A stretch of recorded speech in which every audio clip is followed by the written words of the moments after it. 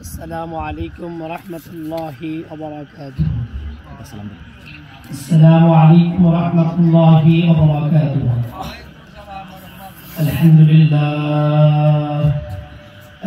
لله والصلاة والسلام على رسول الله. أما بعد فأعوذ بالله من الشيطان الرجيم. بسم الله الرحمن الرحيم. فخلف من بعدهم خلف أضاعوا الصلاة واتبعوا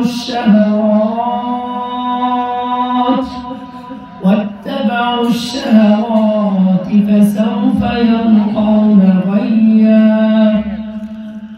وقال رسول الله صلى الله عليه وسلم: اتق المحارم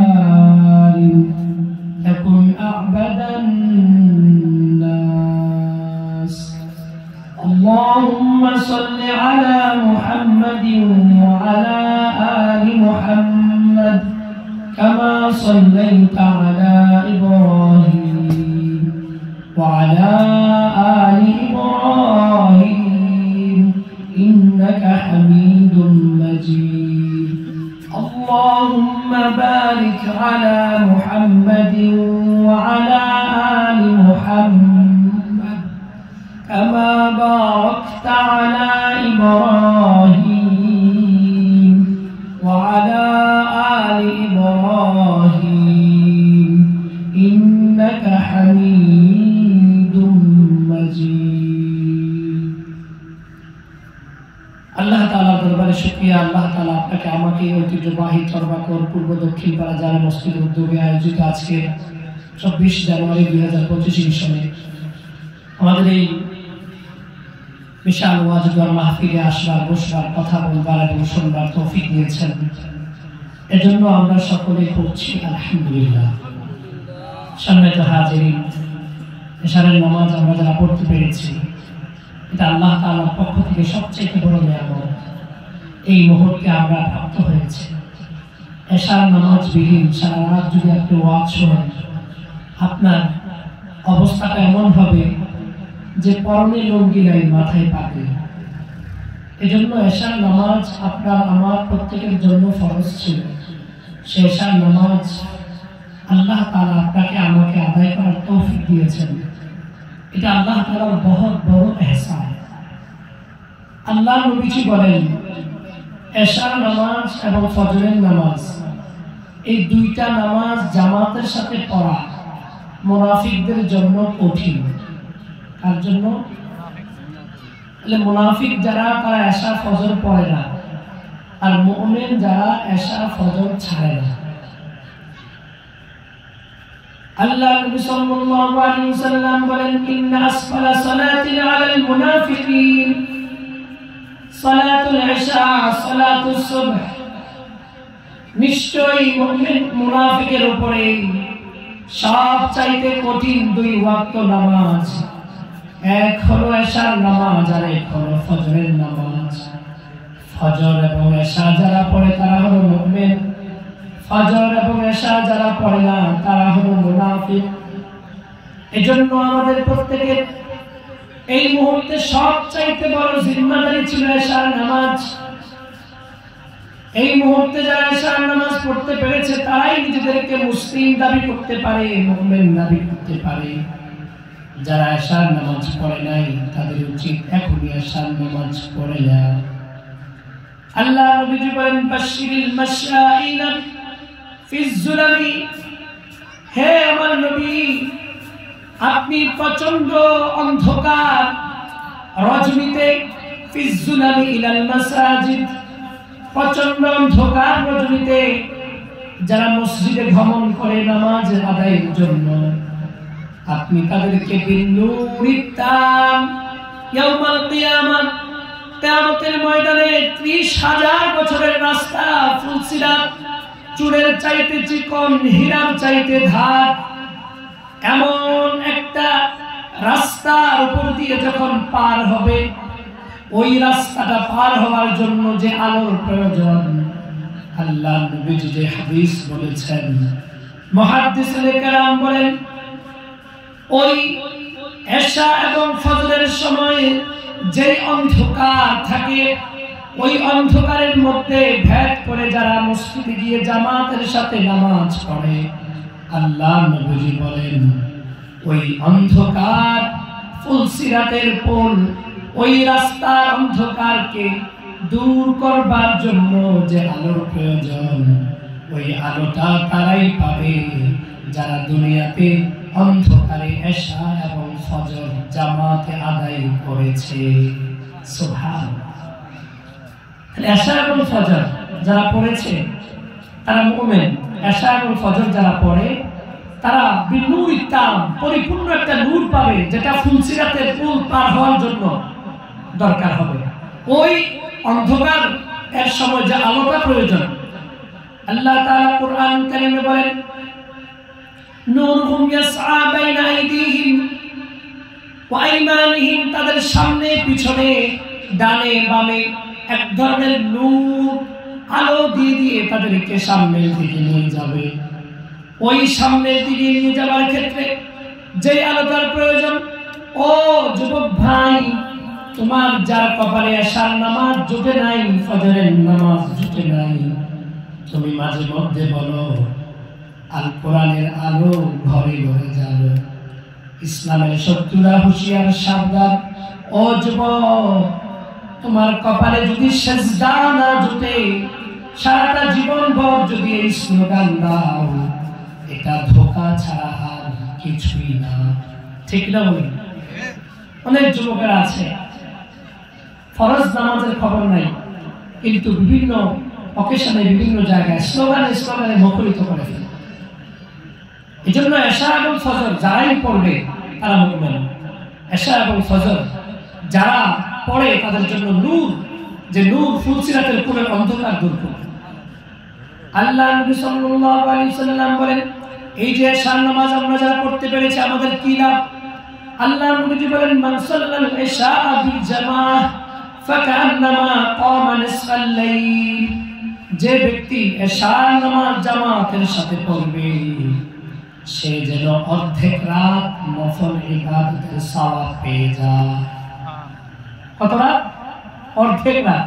আপনি মাহফিলে বসে ওয়াজ শুনে সওয়াব নিতে হলে অনেকক্ষণ বসে থাকতে হবে ধৈর্য ধরে, কিন্তু শুধু 5 মিনিট 10 মিনিট লাগিয়ে যদি জামাতের সাথে এশার নামাজটা পড়ে নেন, বাস আপনি অর্ধেক রাত নফল ইবাদত কি পেয়ে গেলেন?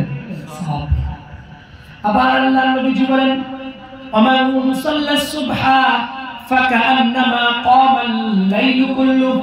আবার আল্লাহ নবী বলেন যদি তুমি কনকনে ঠান্ডা শীতকে অপেক্ষা করে ওই অন্ধকার অমানিসাকে ভেদ করে আরামের বিছানাকে ছেড়ে দিয়ে ফজরের নামাজটুকু এসে জামাতে পড়তে পারো, এশা ও ফজর পর জামাতে পড়লা, ফজর ও জামাতে পড়লা, দুই নামাজ জামাতে পড়ার কারণে আল্লাহ নবীজি বলেন ফাকান্নামা ক্বামাল লাইলা কুল্লু, যে ওই ব্যক্তির জন্য সারা রাত নফল ইবাদতের সওয়াব দিয়ে দেওয়া হয়। সুবহানাল্লাহ।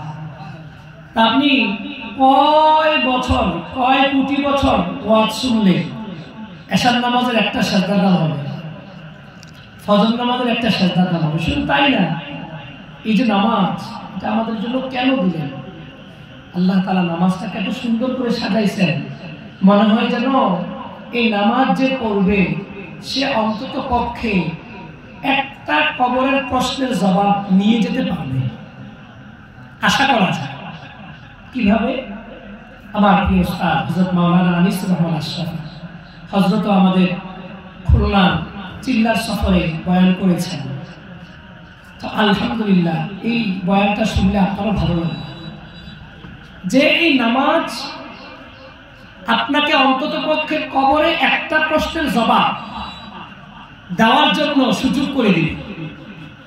একটা প্রশ্ন, যদি কোনো পরীক্ষা একটা প্রশ্ন যদি আপনি দিতে পারেন, প্রথম প্রশ্নটা, বাকি প্রশ্নগুলো আপনার জন্য অনেকটা সহজ হয়ে যায়। প্রথম প্রশ্ন যদি আপনি না পারেন তো বোঝা যাবে আপনি আসলে পড়েন না। আল্লাহ রাব্বুল আলামিন নামাজটাকে এমন ভাবে সাজিয়েছেন, ও চরবাকর, যত দূর মাইকের আওয়াজ যায় মাহবুব কলিজার হৃদয় থেকে, গহীন পিঞ্জর থেকে আপনাদেরকেও বলছি, মার বোন যাদের এখনো এশার নামাজ হয় নাই, ওযু করে যায় নামাজ বিছিয়ে নামাজ পড়ে কানগুলো খরগোশের কানের মতো পিন ফতন নীরবতায় মাইকের আওয়াজের দিকে কানটা লাগায় রাখেন, টেলিভিশন বন্ধ করে দেন, মোবাইলের অপব্যবহার থেকে নিজেকে হেফাজত করেন। আর শুনেন কেন নামাজ পড়বেন। আল্লাহ তাআলা আলমে আরওয়াহ জগতে যখন আমরা ছিলাম রূহ, আলমে আরওয়াহ রূহ হিসেবে, আমরা আয়েশা বলেন আল-আরওয়াহ জুনুদুল মুজান্নাদা, আমরা পৃথিবীতে আসবার আগে রূহের জগতে একদল কালো পিপীলিকা আরেক দল লাল পিপীলিকা আকারে ছিলাম, পতাকাবাহী একত্রিত ভাবে চলাফেরা করতাম। ওই রূহের জগতে যার সাথে যার দেখা হয়েছে, দুনিয়ার জমিনে মৃত্যুর আগে তার সাথে একবার হলেও দেখা হবে। যার সাথে যার হৃদ্যতা ছিল তার সাথে দুনিয়াতে এসেও হৃদ্যতা হবে। এজন্য ভাইরা আমার, যারা ধূমপান করেন, আপনি আপনার সঙ্গীদের সাথে ধূমপান করেন, সবাই দুর্গন্ধ নিয়ে চলাফেরা করে, তাদের মতো সঙ্গকে ত্যাগ করে ফেলেন। যারা মদ পান করে, মদ পানকারীদের সাথে আপনার সঙ্গ ত্যাগ করে ফেলেন। বেপরদা বেহায়া যে বোনগুলো আমার কলেজ ইউনিভার্সিটি স্কুলে যায়, সবগুলো বোন আমার, তোমরা তোমাদের সঙ্গকে পরিত্যাগ করো। কেননা তুমি এমন একটা সঙ্গকে লিড দিচ্ছ, এমন একটা বন্ধুত্ব তুমি পরিচালনা করছো, যে বন্ধুত্ব তোমাকে আখিরাত শিখায় না, তোমাকে জাহান্নামের দিকে ধীরে ধীরে নিয়ে যায়। সুতরাং ওই রূহের জগতে যার যদি ভালো দেখা হয়, দুনিয়াতে এসেও ভালোর সাথে সাক্ষাৎ হবে। এজন্য যেহেতু তাকদীরের ফয়সালা, আজকে থেকে হিম্মত করি, আমি সৎ সঙ্গে স্বর্গবাস, অসৎ সঙ্গে সর্বনাশ, এটা কেউ করব না। তাহলে রূহের জগতে আমরা ছিলাম, সূরা আরাফের মধ্যে আছে আল্লাহ তাআলা আমাদের সকলকে সম্বোধন করে প্রশ্ন করেছেন, আলাস্তু বিরাব্বিকুম, হে আমার রূহ, সৃষ্টি করা বলো তো আমি কি তোমাদের রব নই? তখন আমরা বলেছিলাম ক্বালু বালা, হ্যাঁ আপনি তো আমাদের রব। বলছিলাম কিনা? রূহের জগতে রবের স্বীকৃতি আল্লাহ আমাদের কাছ থেকে নিছে কিনা? তখন আমরা কি বলছিলাম? ক্বালু বালা, হ্যাঁ আপনি আমাদের রব। তাহলে রূহের জগতে রবকে, এটার একটা স্বীকার আল্লাহ নিয়েছেন কিনা? আবার দুনিয়াতে যখন পাঠালেন, দুনিয়াতে পাঠানোর পর আমাদের একটা সিলেবাস দিলেন চলবার জন্য, আমার হায়াত কিভাবে চালাবো। সিলেবাসের নাম কোরআন আল কারীম। সিলেবাসের নাম কি? সবাই বলেন। সিলেবাসের নাম কি? কোরআন। সিলেবাসের নাম কি? কোরআন। দেখুন এই সিলেবাসটা আপনি খুলেন, এই সিলেবাসের একবারে প্রথম যে সূরাটা আছে, আলহামদুলিল্লাহি রাব্বিল আলামিন, কুরআনুল কারীমের প্রথম পৃষ্ঠায় যে সূরাটা আপনি দেখবেন, সূরাতুল ফাতিহা, ওই সূরার প্রথম আয়াত হলো আলহামদুলিল্লাহি রাব্বিল আলামিন, সমস্ত প্রশংসা ওই আল্লাহর জন্য যিনি বিশ্ব জাহানের রব। তাহলে রব শব্দটা আছে কিনা? কুরআনুল কারীমের মাঝখানে যতগুলো আয়াত কারিমা আছে, আমাদের যা কিছু দরকার চাওয়ার জন্য, পাওয়ার জন্য, এই সবগুলো চাওয়ার জন্য যতগুলো দোয়ার আয়াত আছে, সবগুলো আয়াত আল্লাহ তাআলা রব দিয়ে শুরু করেছেন। কি দিয়ে? ইমাম সাহেব প্রতিনিয়ত বলেন, রব্বানা আতিনা ফিদ দুনিয়া হাসানা ওয়া ফিল আখিরাতি হাসানা। রব্বানা, আল্লাহ দুনিয়াতেও হাসানা দেন, আখিরাতেও হাসানা দেন। আবার মা বাবার জন্য দোয়া শিখিয়েছেন, রব্বির হামহুমা কামা রব্বায়ানি সগীরা। আবার সন্তান স্ত্রীর জন্য দোয়া শিখিয়েছেন, রব্বানা। দেখছেন রব, খেয়াল রাখবেন রব শব্দটা আসতেছে, যে কেন আল্লাহ নামাজ আমাদেরকে দিলেন আর নামাজ পড়লে কি হবে অন্তত পক্ষে, এটা আমি আপনাদেরকে বোঝাতে চাচ্ছি। এই অনুযায়ী আয়াতে কারিমাও তেলাওয়াত করেছি। আল্লাহ তাআলা বলেন সন্তান দরকার, স্ত্রী দরকার, তুমি বলো রব্বানা হাব লানা মিন আজওয়াজিনা ওয়া যুররিয়াতিনা কুররাতা আ'য়ুন রব্বানা ওয়াজআলনা লিল মুত্তাকিনা ইমামা। ওই তোমার বাবা মার জন্য মাগফিরাত দরকার, তো দোয়া করো রব্বানা গফিরলি ওয়া লিওয়ালিদাইয়া ওয়া লিল মুমিনিনা ইয়াওমা ইয়াকুমুল হিসাব। আবার দেখেন এই সিলেবাসের একবারে শেষ যে সূরাটা আছে, সূরাটার নাম হলো সূরাতুন নাস। কুল আউযু বিরাব্বিন নাস, রব শব্দ আছে নি? কোরআনুল কারীমের প্রথম সূরার প্রথম আয়াতে রব আছে, মাঝখানে কতবার যে রব আছে তার কোনো হিসাব নাই। বিশেষ করে যা যা চাওয়া দরকার সবগুলো আল্লাহ তাআলা রব দিয়ে শুরু করে দিয়েছেন। শুধু তাই নয়, সর্বশেষ সিলেবাসের শেষ যে অধ্যায় পাঠ যে কোরআনুল কারীমের সূরাতুন নাস আছে, ওখানেও আল্লাহ তাআলা রব শব্দটা ব্যবহার করেছেন। কি শব্দ? তাহলে সূরার শুরুতেও রব, সূরা ফাতিহা আমরা পড়ি। আবার এই কোরআনুল কারীমের শেষ সূরা সূরা নাসের মধ্যেও রব, মাঝখানেও রব। তার মানে রূহের জগতে আল্লাহ জিজ্ঞাসেন রব কেডা? আমরা তো আল্লাহ আপনি। আল্লাহকে রব যেন ভুলে না যাও, একটা সিলেবাস দিলাম, সিলেবাসের পৃষ্ঠাটা উল্টাইবা, দেখবা আমি রব কে এটা সম্পর্কে তুমি জানো। বান্দা চরবা করে তুমি কত কাজের ব্যস্ততায়, দুনিয়ার ব্যস্ততায় এত বেশি তোমাকে পেয়ে বসে, তুমি তো কোরআন বিশুদ্ধ করে পড়বার মতো সুযোগ তোমার কাছে নাই। তুমি তো এতটা ব্যস্ত। তোমার সন্তান 4-এ পড়ে, 5-এ পড়ে, আল্লাহর কোরআন দেখে পড়তে পারে না, কিন্তু ভিন দেশি একটা ভাষা, তার 4র্থ শ্রেণীর প্রাইমারি ইংরেজি বইটা যদি খুলে দেখেন তো বলবে আসসালামু আলাইকুম ওয়া রাহমাতুল্লাহ, tell me the name of your English book. দেখবেন অটোমেটিক্যালি 4-এ পড়ুয়া ছেলেটা এটা পড়তে পারে। I am a good boy, I am a student, I am going to school. দেখবেন কত সুন্দর করে ট্রুলি রিডিং আপনার বাচ্চাটা 4-এ পড়ে মাত্র, সে সুন্দর করে পড়তে পারে। অথচ মুসলমান হতভাগা, অক্ষম, অপদার্থ তুমি, তোমার এই সন্তান ভিন দেশি একটা ভাষার ইংরেজি বই দেখে দেখে পড়তে পারে। অথচ রব তোমাকে যেই সন্তানের জবান দিয়া আব্বা ডাক শুনিয়েছে, আম্মা ডাক শুনিয়েছে, ওই সন্তান মালিকের সাথে কথা বলার মাধ্যম কোরআন দেখে দেখে পড়তে পারে না। তোমার মতো অপদার্থ চরবা করে মুসলিম হিসেবে তুমি কেমন করে পরিচয় দাও? তোমার মুসলিম সন্তান ইংরেজি বিষয়টাকে থ্রুলি পড়তে পারে, একটা হিন্দুর বাচ্চাও পড়তে পারে। পার্থক্য হলো এই, তোমার 6 পড়ুয়া মেয়েটা, ছেলেটা ফিজিক্স, কেমিস্ট্রি, ম্যাথ, ইংলিশ সব কিছু সুন্দর করে পড়তে পারে, বাংলা শুদ্ধ বলতে পারে, ইংরেজিতে কথা বলতে পারে, কিন্তু মুসলমান ঘরের সন্তান হওয়ার পরেও এতটা বয়স তার উপর দিয়ে পার হয়ে গেছে যে আল্লাহ জিহ্বাটা দিলেন কথা বলার জন্য। ওই জিহ্বা দিয়া ভিন দেশি ভাষাগুলোকে দেখে দেখে পড়ার যোগ্যতা অর্জন করতে পারে, অথচ মালিকের কোরআন দেখে দেখে পড়তে পারে না। তোমার মতো হতভাগা সন্তানের বাপ, হতভাগা সন্তানের মা এই দুনিয়ায় বেঁচে থেকে তো কোনো লাভ নাই। ঠিক না বলেন? যে বিবেক দিয়ে বুঝবেন, জানুয়ারি মাস চলতেছে, বাচ্চাকে কোন স্কুলে পড়াবেন, কোন জায়গায় পড়াবেন, কি পরিমাণ ফিকির, ইংরেজি কার কাছে পড়াবেন, গণিত কার কাছে পড়াবেন, কি পরিমাণ ফিকির। অথচ যে আল্লাহ জিহ্বা তাকে দিলেন, কথা বলার একটা শক্তি দান করলেন, সেই জিহ্বা দিয়া সে মালিকের সাথে কথা বলার মাধ্যম কোরআন পড়তে পারে না।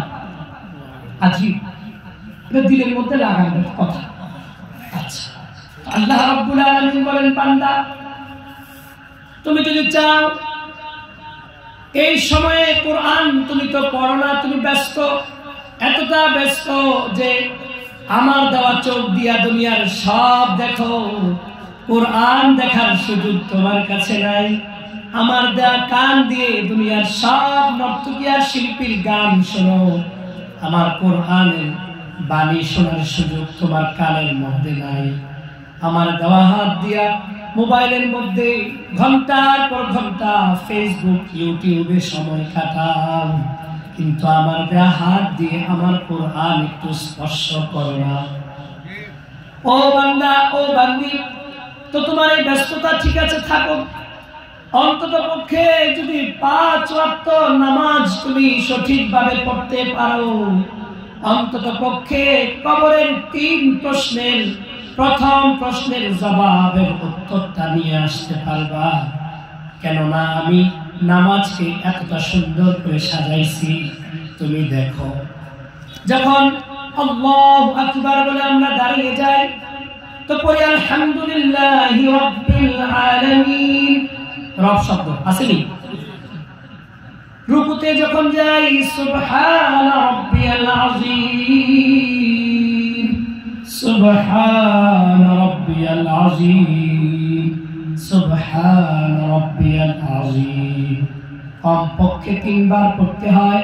সামি আল্লাহু লিমান হামিদা, রাব্বানা লাকাল হামদ। রব শব্দ আসেনি। রুকুতে 3 বার যে তাসবিহ পড়ি, রব আছে কিনা? আবার যখন তুমি সিজদায় যাও, ওই সিজদায় গিয়ে বলো সুবহান রাব্বিয়াল আ'লা।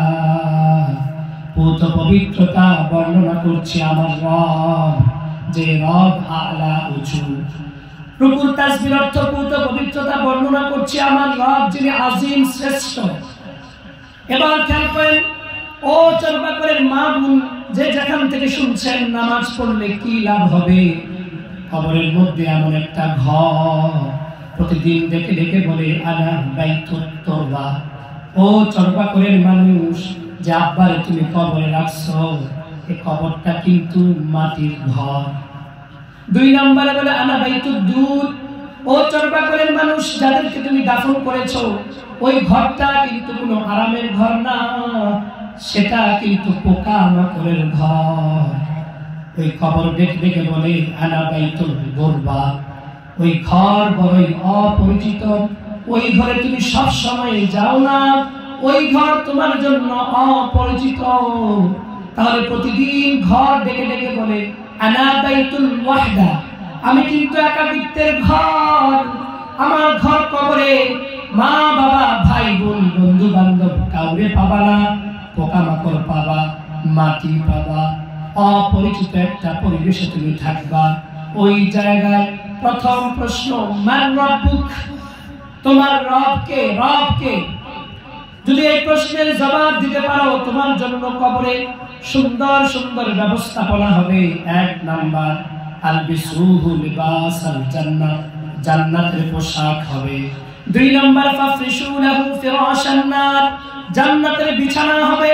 ওয়াফতাহু লাহু বাবান ইলাল জান্নাহ, চরবাকরে যেখানে তোমাকে দাফন করেছে, ওই জায়গা থেকে জান্নাত বরাবর রাস্তা হয়ে যাবে।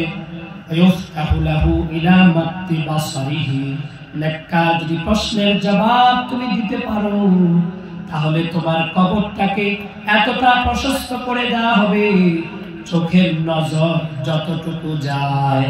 সুবহানাল্লাহ। আর যদি প্রশ্নের জবাব না পারো, আলবিসুহু লিবাসান নার। এই যে আমরা এখানে যারা আছি, এই যে চাচা আমার পাশে বসা, অনেকটা ওনার বাবা মা কবরে আছে, আমার আব্বা আম্মা কবরে, আরো এখানে যারা আছে, যাদেরকে আমরা চরবাকরে দাফন করছি, হালত কি? 2টা। রাউদাতুম মিন রিয়াদিল জান্নাহ, হয় জান্নাতের বাগান, আও হুফরাতুম মিন হুফারিন নার, না হয় জাহান্নামের আগুনের কুণ্ডলী। নাউজুবিল্লাহ। আপনার মা এবং বাবাকে 20 বছর আগে কবরে রাখছেন, জানেন না কবরের হালাত কি? যদি প্রশ্নের জবাব দিয়ে না থাকে, হালাত আলবিসুহু লিবাসান নার। আল্লাহ তাআলা বলেন, ফেরেশতারে কাফনের কাপড়টা খুইলা চরবাকরের ওই বান্দা এবং বান্দিরে জাহান্নামের আগুনের একটা পোশাক পরায়া দিই। নাউজুবিল্লাহ। আগুনের পোশাক। ফাফরিশু লাহু ফিরাশান নার, তো মাটিটা সরাইয়া আগুনের একটা বিছানা দিয়ে দেয়। আজকে আমরা যারা বৃদ্ধ হয়ে গেছি, আমাদের আব্বা আছে, কত বছর কবরে আছে, একটু ভাবেন তো, কল্পনা করেন তো। শেষ আপনি আপনার মা বাবার চেহারা কোন দিন দেখছেন, একটু ভাবেন, কল্পনা করেন। আমরা যেভাবে দুনিয়া নিয়ে পাগল হয়েছি, দুনিয়া পাগল হইতে আপনার কোনো অসুবিধা নাই, কিন্তু আল্লাহকে ভুলে গিয়ে যেভাবে আমরা পাগল হয়েছি, ছেলেটাও বিদেশে থাকে, ইনকাম করে, আপনি ইনকাম করেন, ছেলের নামাজের খবর নাই, বউর নামাজের খবর নাই, মার নামাজের খবর নাই, কারো কোনো খবর নাই, শুধু দুনিয়া। দুনিয়া তো আপনাকে আল্লাহ দিছেনি দুনিয়া কামাই করে খাওয়ার জন্য, আল্লাহকে ভুলে গিয়ে না। আজকে আপনার দাদার যদি 10 বছর ধরে কবরে, জাহান্নামের আগুনের বিছানা, জাহান্নামের আগুনের পোশাক, কে খুলবে তাদের এই পোশাক, কে সরাবে তাদের এই আগুনের বিছানা? শুধু তাই না, আল্লাহর নবীজি বলেন ওয়াফতাহু লাহু বাবান ইলান নার। ওই চরবাকরের ওই মানুষটা যখন প্রশ্নের জবাব দিতে পারবে না, ওই কবর থেকে, চরবাকরের ওই কবর থেকে জাহান্নাম বরাবর একটা রাস্তা তৈরি করে দিবে। নাউজুবিল্লাহ। এক তো আগুনের পোশাক, আগুনের বিছানায় ঘুমানো, জাহান্নামের আগুনের তাপ।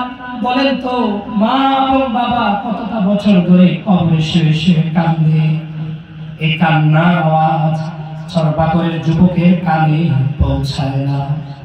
প্রতিটা দিন আর রাত ওই বাবাকে শোয়া রাখা গাছপালা, বাসপালা, পুকুর ধারে, রাস্তার পারে, গুরুস্থানের পাশ দিয়া আর নওজোয়ান ছেলেটা মোবাইলে গান বাজায়া বাজায়া চলে যায়। মা আর বাবা চিৎকার করে করে বলে, সন্তান, দাফনের পর থেকে জাহান্নামের আগুনের বিছানা আমি আর সহ্য করতে পারছি না।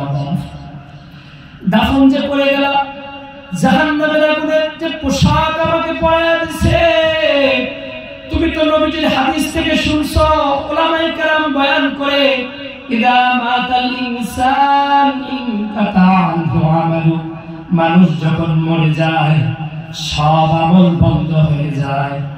ও সন্তান, নবীজি বলেছেন ওয়ালাদিন সালিহিন ইয়াদউনা, নেককার সন্তান যদি দোয়া করে, দোয়ার কারণে মা বাবার কবরে যেতে থাকে।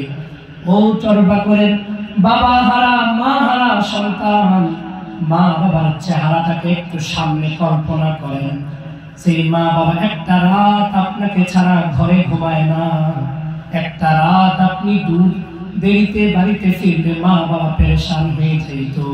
ওই মা বাবা আজ কতটা বছর চরবাকরের কবরস্থানে ঘুমায়। যুবক, তুমি নামাজ পড়বা কখন? তুমি যে বাড়িতে বসবাস করো, এই বিল্ডিং এর প্রতিটা ইটের মধ্যে তোমার আব্বার ছোঁয়া লেগে আছে। তোমার মা প্রতিনিয়ত এই বাড়িতে হাঁটাচলা করেছে। ও যুবক, আজ তুমি তোমার মা বাবাকে এতটা ভুলে গেলা।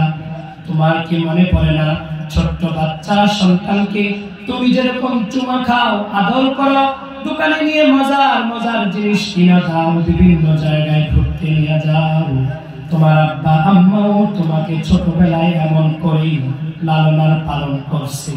ঠিক কিনা বলেন? জাহান্নামে এই হারাত, আর জান্নাতে এই হারাত। যদি প্রশ্ন করে তো জান্নাতে, না পারলে জাহান্নামে। এখন এই মান রব্বুক, তোমার রবকে, এই প্রশ্নের জবাবটা দেওয়ার জন্য আল্লাহ তাআলা রূহের জগতেও বলছেন আলাস্তু বিরাব্বিকুম, রব কেডা তুমি কও। দুনিয়াতে আয়েশা যেন ভুলে না যায়, তো আল্লাহ সিলেবাস দিলেন কোরআন। তো কোরআনের প্রথম সূরা ফাতিহা রব, মাঝখানে রব, শেষে শুরু করে কুল আউযু বিরাব্বিন নাস। তো বান্দা কোরআনের সিলেবাসের প্রত্যেকটা জায়গায় রব কেডা আমি বলে দিছি। তো তারপরেও তুমি যদি ভুলে যাওয়ার একটা মানসিকতা থাকে, তুমি একটু নামাজে দাঁড়াও। আমি নামাজটাকে এমন ভাবে সাজাইছি বান্দা, তুমি নামাজের মধ্যে দাঁড়াইলে প্রতিদিন 5 ওয়াক্ত নামাজের মোট 17 রাকাত ফরজ, 12 রাকাত সুন্নতে মুআক্কাদা, 3 রাকাত বিতির, এই 32 রাকাত নামাজ শুধু তুমি আমাকে দাও, অন্তত পক্ষে রবকে এই প্রশ্নের উত্তরটা নিয়ে কবরে যেতে পারবে। সুবহানাল্লাহ, আল্লাহু আকবার বলে সূরাতুল ফাতিহা একবার রব, জবান দিয়ে বের করে আলহামদুলিল্লাহি রাব্বিল আলামিন, ঠিক আছে কিনা? একবার রুকুর মধ্যে 3 বার সুবহানা রাব্বিয়াল আযীম।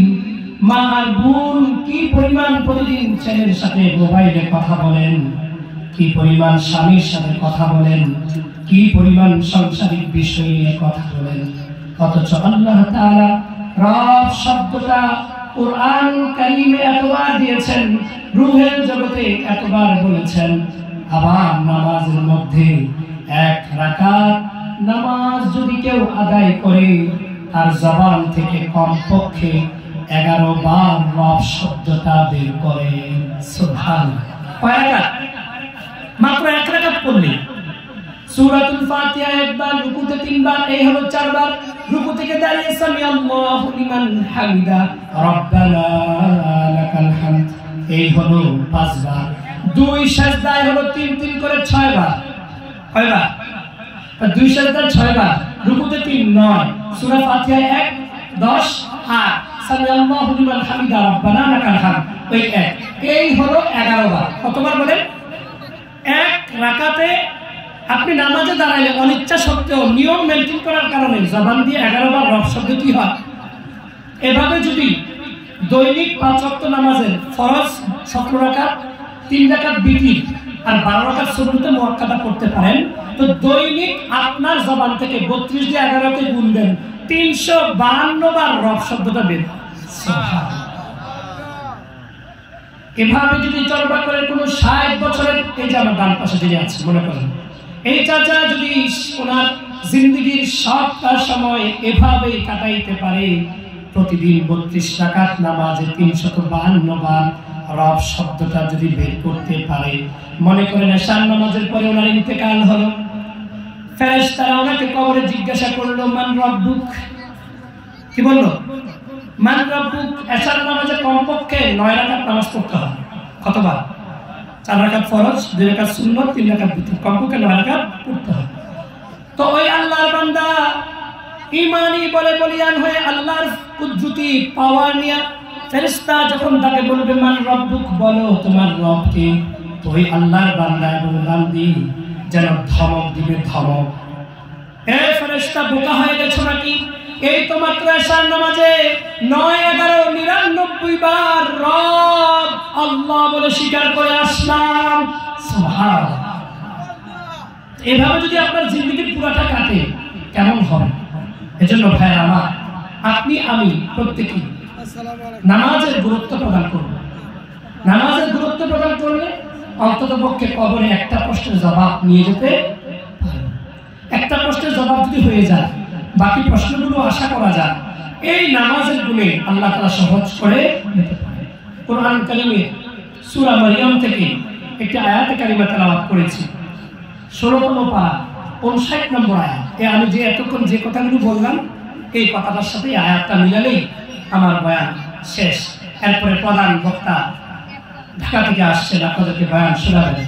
আল্লাহ তাআলা বলেন সূরা মারইয়াম আয়াত নম্বর 59, যুবক ভাই যারা দাদা চাচা বাবা আছেন, যারা এই এলাকার প্রত্যেকটা ঘরের সদস্য, প্রধান যিনি, তাদেরকে আমি বলছি, আল্লাহ এখানে বলেন ফাখালাফা মিন বাদিহিম খালফুন, দেখো চলবা করে আজকে যারা বৃদ্ধ হয়ে গেছো, তোমার দাদা ছিল, দাদার পরে তুমি এসেছো, তোমার পরে তোমার সন্তান এসেছে, তার মানে এক প্রজন্মের পর আরেক প্রজন্ম আসে। ঠিক কিনা বলেন?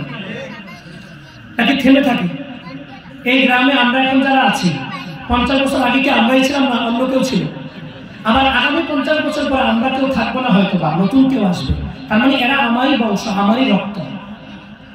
আল্লাহ তাআলা বলেন হে চরবা করে দাড়ি পাকা মুরব্বি, বৃদ্ধ হয়ে গেছো, চুল দাড়ি পাইকা সাদা হয়ে গেছে, জমি জমা সব ছেলেদের নামে বুঝায়া দিছ, সব মেয়েদের নামে বুঝায়া দিছ, তোমার যত টাকা করি ছিল সবগুলো বুঝায়া দিছ।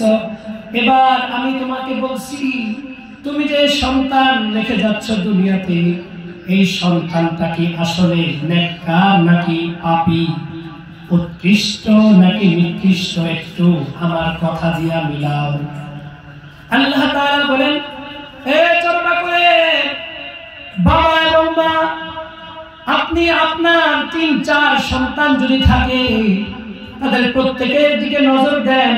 আমার আল্লাহ বলছেন 1 নাম্বার আদাউস সালাহ, যদি তারা নামাজকে নষ্ট করে, কিকে নষ্ট করে বলেন না সবাই, কি কারা নষ্ট করে? নামাজকে নষ্ট করে।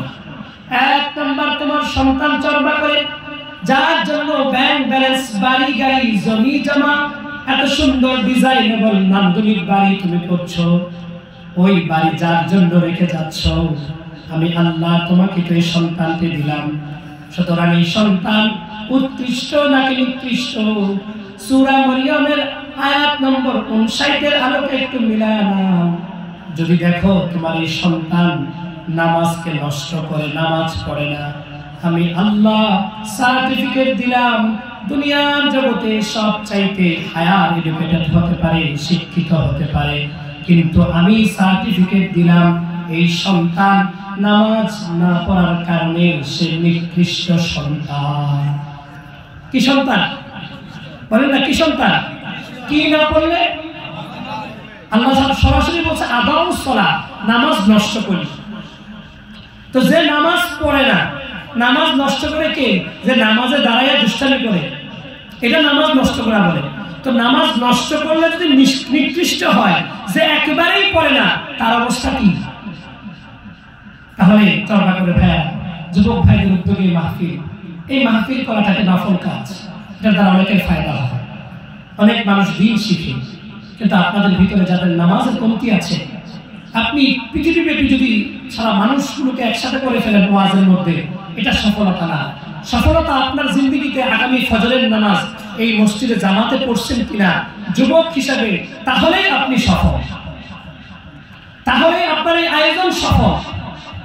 তাহলে সূরা মারইয়াম আয়াত নম্বর 59 আমি যে আয়াত পড়েছি, 1 নাম্বার, আপনারা যারা বৃদ্ধ হয়ে গেছেন, জমি জমা এখনো যার হাতে আছে, গুড়ির দড়িটা এখনো যার হাতে আছে, বৃদ্ধ দাদা চাচা, আপনাকে বলছি, আপনি আপনার এই নিকৃষ্ট সন্তানের জন্য জমি না দিয়া মসজিদে দিয়া যান, কবরে থেকে সওয়াব পাবেন।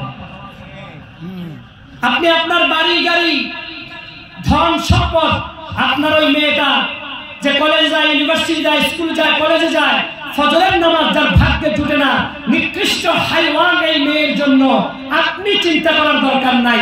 আল্লাহ নিজে বলছেন সে নিকৃষ্ট, সে নিকৃষ্ট, সে নিকৃষ্ট, এটা কোনো উৎকৃষ্ট প্রজন্ম হতে পারে না।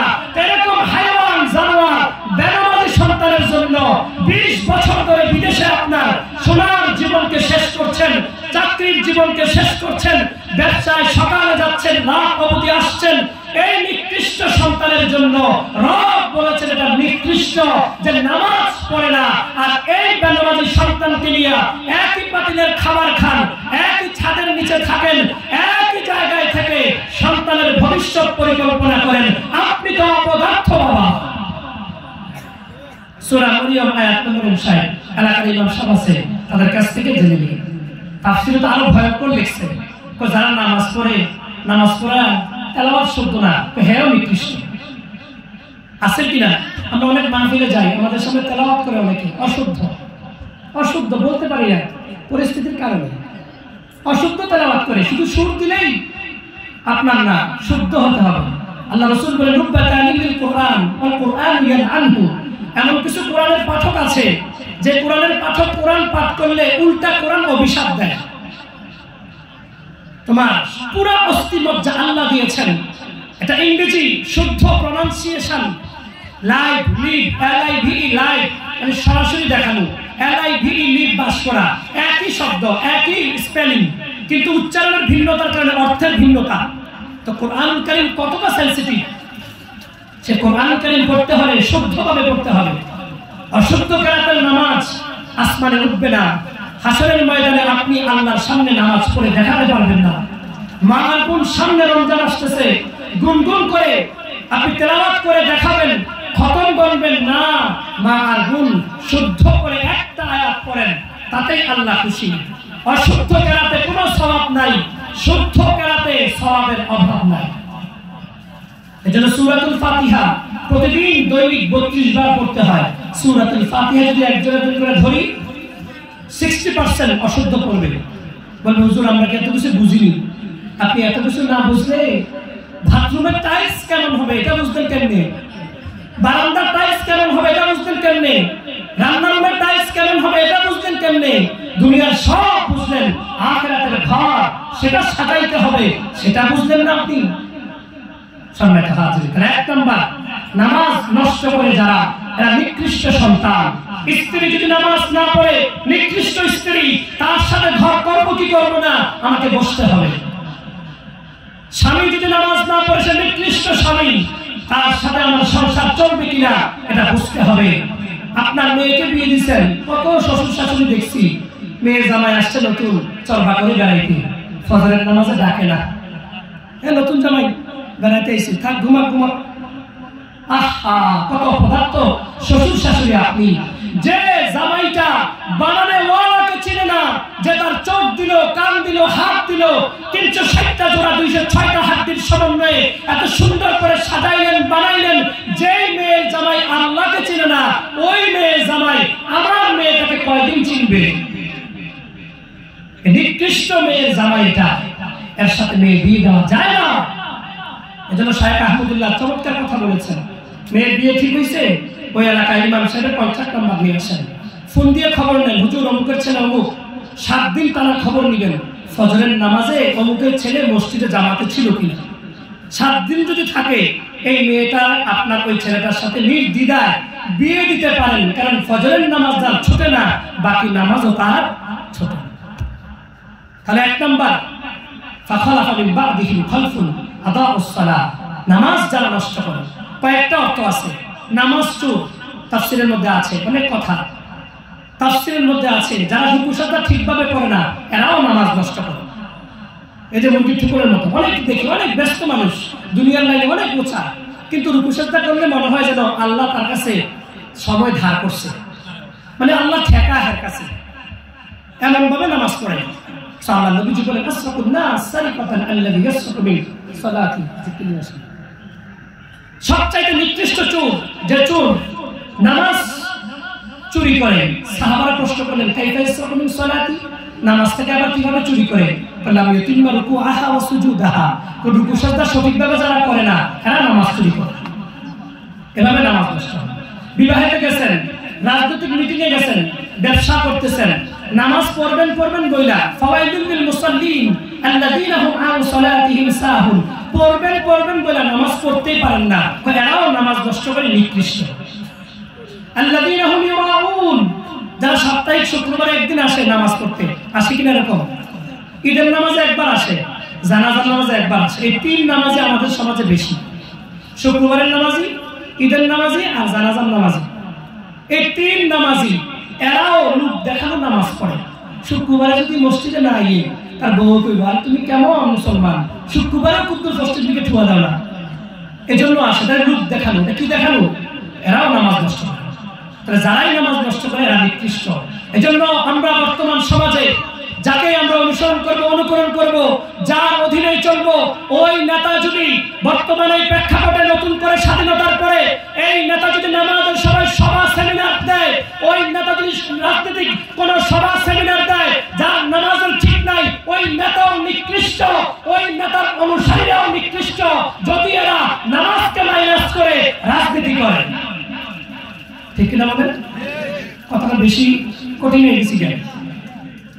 যে রাজনীতিবিদ মালিককে সময় দেয় না, যে মালিক তাকে সময় দিয়েছে দুনিয়াবি রাজনীতি করবার জন্য, সে মালিকের জন্য তার কাছে সময় নেয়, তার দল তার কাছে সময় পায়, তার দোকান তার কাছে সময় পায়, তার সন্তান তার কাছে সময় পায়, তার বন্ধু তার কাছে সময় পায়। মালিকের জন্য 5 ওয়াক্ত নামাজ পড়বে, 5, 10, 50 মিনিট সময় তার কাছে নাই। হাইওয়ান, সে নিকৃষ্ট। এজন্য আজকেই আপনারা যারা চর্চা করে আছেন, এখনো জমিনের দলিল যার নামে আছে, আপনি বাবা হিসেবে, ও গতকাল যে বয়ান শুনছি, তুমি তো নিকৃষ্ট, নামাজ নষ্ট করো, তোমার মতো ফুটের লেগে আমি এত ফরওয়ার্ড জমিন দিয়ে যাবো না, মসজিদে দিয়ে যাই, আমি কবরে থেকে সওয়াব পাবো।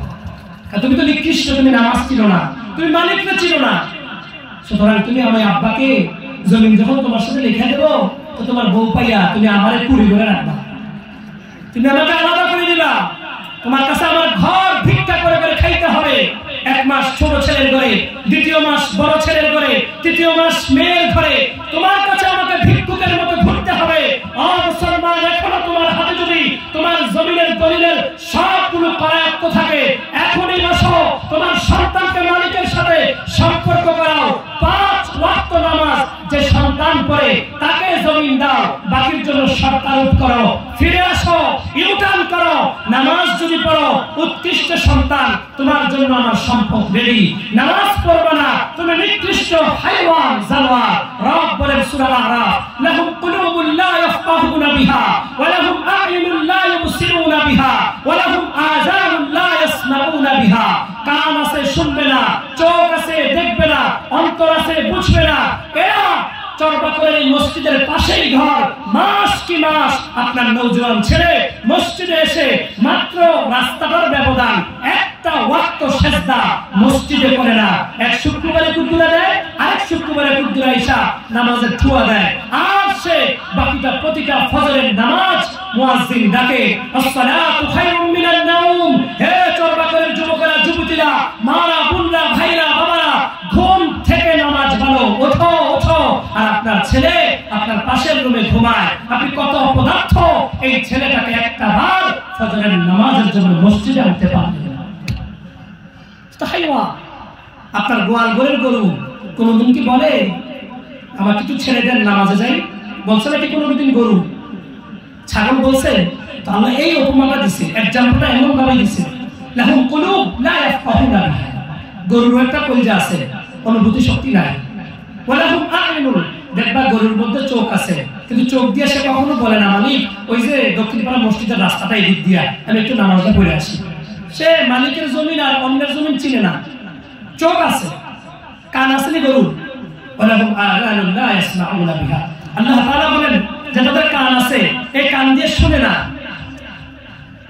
আপনার ছেলেটা দিব্যি সারা রাত মোবাইলে হেডফোন লাগায়া পরকীয়া প্রেম, অশ্লীল প্রেম, অবৈধ জিনা, ব্যভিচারের নাটক, সিনেমা তার হেডফোন দিয়ে কত কিছু শুনে, কিন্তু মালিকের আযান হাইয়া আলাস সালাহ, আও বান্দা আও নামাজের দিকে আও, হাইয়া আলাল ফালাহ, আও বান্দা আও কল্যাণের দিকে আও, ছোট্ট একটা মিস কল, প্রচন্ড টাইট ফিট প্যান্ট জিন্সের, তার বন্ধু যদি মিস কল মারে এটা তার হৃদয়ে ধাক্কা লাগে।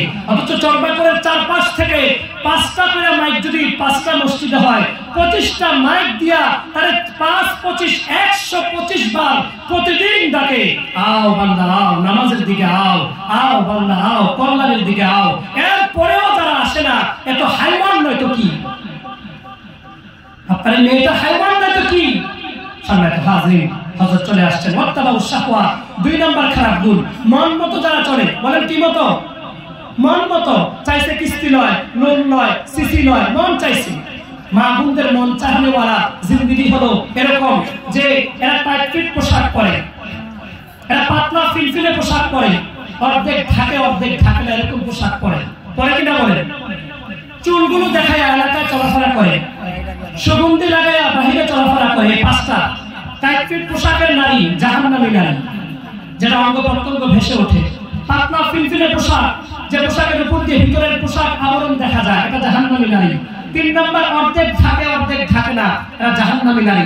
স্কুল ড্রেস, কলেজ ড্রেস, মেক্সি, 3 পিস, শাড়ি কাপড়, এগুলো পরে যদি সূরা নূরের 31 নম্বর আয়াতের আলোকে 12 জন ছাড়া অন্য কাউকে দেখায়, টাইট ফিট পোশাক, পাতলা ফিনফিনে পোশাক, অর্ধেক ঢাকা অর্ধেক ঢাকে না, school dress, college dress, 3 piece, sari কাপড়, মেক্সি, এগুলো পরে যে নারী বের হবে আর ওই সূরা নূরের বর্ণিত 12 জন ছাড়া কেউ দেখবে, আল্লাহর নবীজি বলেন লা ইয়াদখুলুল জান্নাহ, এই নারীগুলো জান্নাতে ঢুকবে না, ওয়ালা ইয়াজিদনা রিহাহা, জান্নাতের ঘ্রাণও পাবে না। নাউজুবিল্লাহ। যাদের চুল তার দেবরে দেখে, ভাসুরে দেখে, প্রতিবেশী পুরুষ দেখে, রুকুসুহুন্না কাসমিমাতিল বুখতিল মাইলা, চুল একবার এদিকে চুল একবার এদিকে, কেউ যদি দেখে ফেলে, চাচাতো মামাতো খালাতো খালাতো এলাকার কোনো ছেলে যদি দেখে ফেলে, তার টিচার দেখে ফেলে, তার ক্লাসমেট দেখে ফেলে, নবীজি বলেন সেও জাহান্নামী নারী। আইতুমা ইমরাতিন ইস্তাতারাত খারাজাত মিন বাইতিহা, কোন মেয়ে যদি সুগন্ধি লাগায়া বাড়ির বাইরে যায়, স্কুলে যায়, কলেজে যায়, ইউনিভার্সিটিতে যায়, কর্মস্থলে যায়, এই সুগন্ধি যদি আমার মতো হুজুরের নাকেও যদি রাস্তা দিয়া বাতাসে আইয়া পৌঁছায়া দেয়, নবীজি বলেন ওয়াহিয়া জানিয়া, ওই মহিলা জিনাকারী হয়ে যায়। নাউজুবিল্লাহ। সম্মানিত হাজিরিন, নামাজ নষ্ট করা নিকৃষ্ট, মন মতো চলা, আমি শুধু 2টা দিক শুধু বললাম, মন মতো চলা নিকৃষ্ট। ফাসাউফা ইয়ালকাউনা গাইয়া, এই 2 খারাপ গুণওয়ালাকে অচিরেই জাহান্নামের একটা গর্ত আছে, গাই নামক গাই, এই গর্তের মধ্যে ফেলবো। আল্লাহ তাআলা আমাদের সকলকে বোঝার তৌফিক দান করুক, আমল করার তৌফিক দান করুক। সুবহানাল্লাহি ওয়া বিহামদিহি।